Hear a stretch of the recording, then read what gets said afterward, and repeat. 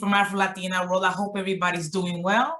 I want to introduce a wonderful Babalawo, Luis Miguel. Luis Miguel, how are you? Muy bien, bendiciones. Everything's good. Bendiciones. Ashe boru. Ashe boru. Ashe. Blessings to everyone that is watching this program. So Luis, I just wanted to, we have several things we want to talk about, but definitely we wanted to talk about the difference between Orunmila and Orunmilla and Olofi. So you'll take the stage. Thank you very much for this wonderful opportunity. And we're going to go slow and really define all the terms so we can grasp and really understand how profound, this culture is. So first of all, Olodumare is known as a divine source, right? So in a Yoruba belief system, we believe in a divine source, a creator, So to understand Olodumare, we're going to understand what the name means. Because in Yoruba culture, whether it's a birth name, whether it's a religious name, every name is sacred. It's like a prayer. It's a mantra. The names are not used in vain.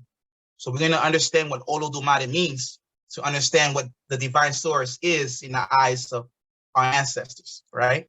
So Olodumare is broken down in two terms and a prefix. Ol, which means the owner. But the owner of what? We're going to find out. Ol, Odu. Odu represents sheaf, right? Also represents the creation of all that exists, right? So the sheaf of all that exists. And Odu also represents a large vessel full of blessings and abundance and blessings. So what that means is, for example, us as human beings, when we're very tired, it's very hard for us to provide and help other people. We have to have a moment of rest, a moment of recuperation, right? And we usually say an empty vessel cannot quench the thirst of others. As human beings, we get tired, we get emptied out. But Olodumare is the contrary. Olodumare never gets tired, never gets empty. That's why Odu also means a vessel that's always full, always abundant in blessings. It's never empty. So this is a divine source that always has blessings. It's never limited, right? Olodumare. Also, we use the term Odubede to mean a person who's a king or chief or something. So Olodu, honor of all that's created, right? And mare means in Spanish, we say in Español, and I'll say it in English as well. We say no te vayas, means do not leave. Eso no se va, that does not leave. Eso no se mueve, that does not move. It's always permanent. Eso permanece, that is always permanent. Eso continua, it's always in continuum. So Olodumare is a divine source that is unchanging, is immutable. It has qualities, positive qualities of nature, right? Also, in our tradition, we say the term Olodumare or Are represents a crown that's worn by the king of the Yoruba people. What does this crown represent?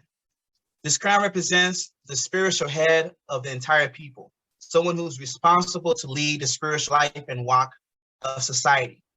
In the same light, Olodumare is the head of all the deities.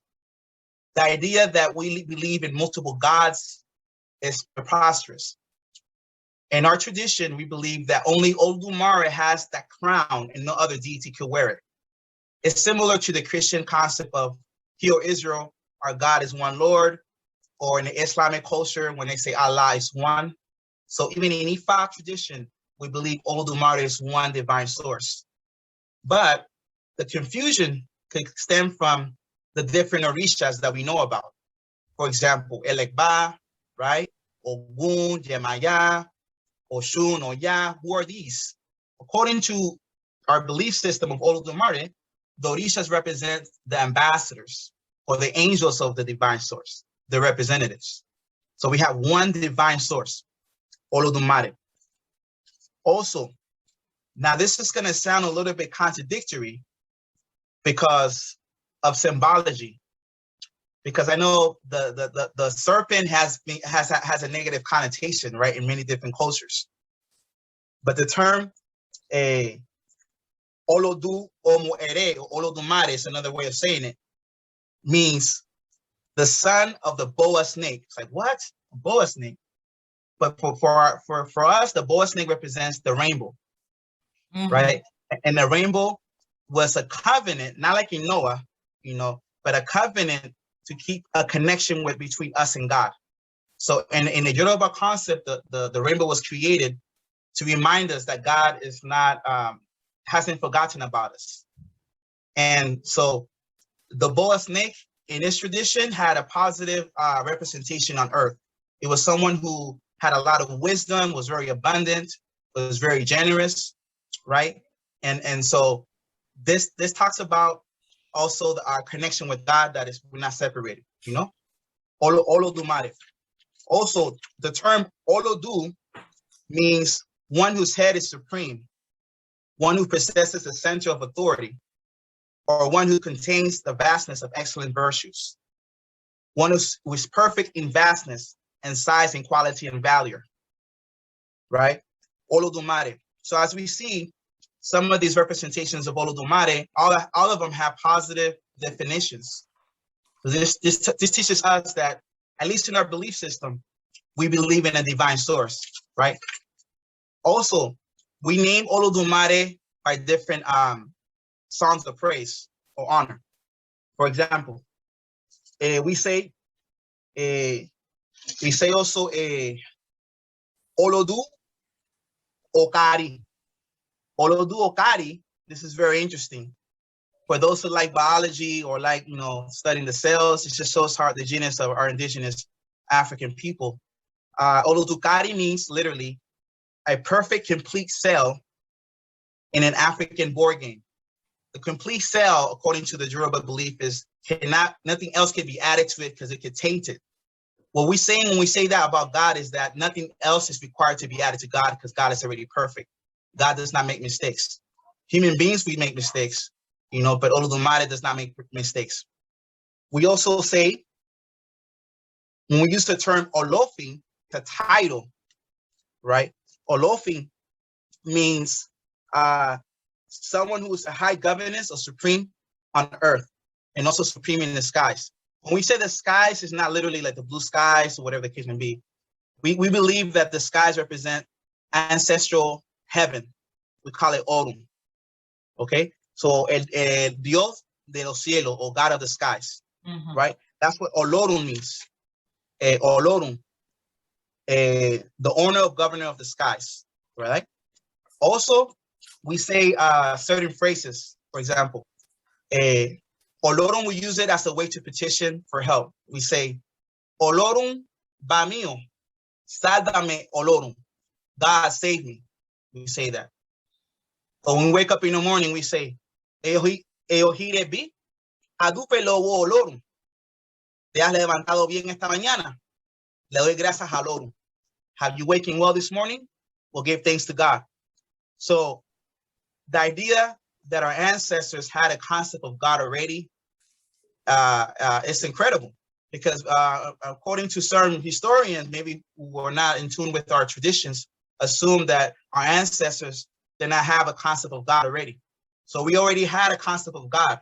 We thank God every morning we woke up.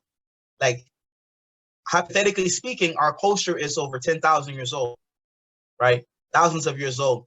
So this is a belief system that predated a lot of different traditional belief systems.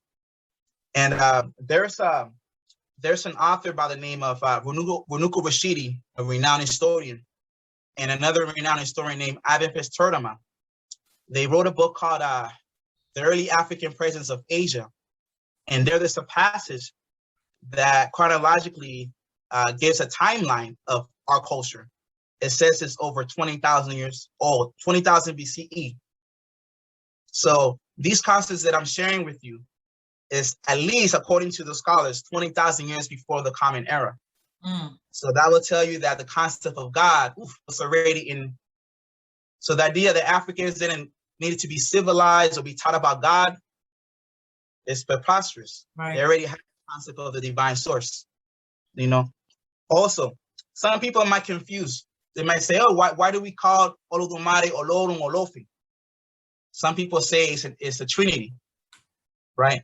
In reality, it's the same divine source. It's just different way to give Olodumare praise. Okay. Olodumare, Olofi, Olorun.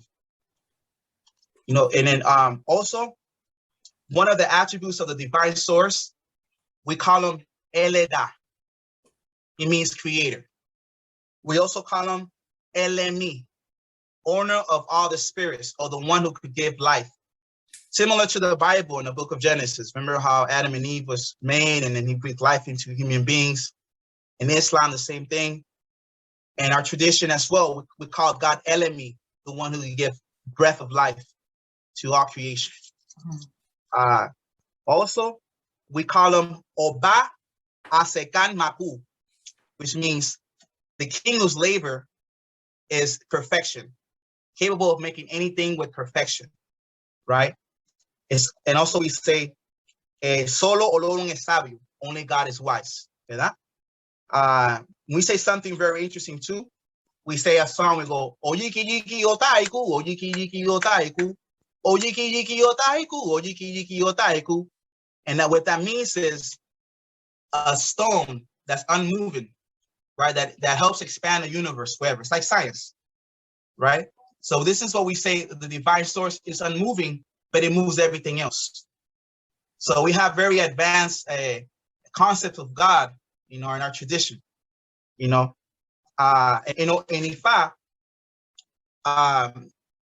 we believe that the oracle of Ifa was very also equally significant with Olodumare, because there's a story where Olodumare asked for divination for assistance and help, because according to this mythological story, God's immortality was questioned, right? So he did a specific ceremony with a white scarf. He covered himself with a white scarf, at least in the story. And then this made him invisible. So this is the idea that in our concept of God, like many other concepts of God in other cultures, he's invisible, omniscient, you can't see him. In the same way that God was protected with the white cloth, in the same light, us in our culture, we wear white, you know, because it's not colorism. It's more of a symbol for purity, you know. That's it. Olodumare. So I think that that's enough time, because we have a second part that we're going to do with Babalawo Miguel. And the second part of the video is going to be about ancestry. So we're going to talk about the ancestors and the different levels and the history, which is extremely important for people that want to put their bóvedas and they have different questions. So if anyone in the Afro-Latina world have any questions that you want to ask Luis Miguel, Luis, can you provide your Facebook or Instagram where anyone could contact you? Definitely. My Facebook is Luis Miguel Oluwo Ipaoma. And so, yeah, I'll definitely provide, you know, the information, whatever question you guys have, I'll be happy to answer it to my best of my ability.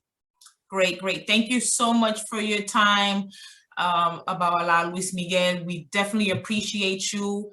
And guys, don't miss the next video. It's going to be great. Very informative, especially for the people who are interested in the Afro-Cuban traditional Ifa. Okay, so see you next time, and wish you all well. Bendiciones a todos. See you guys soon.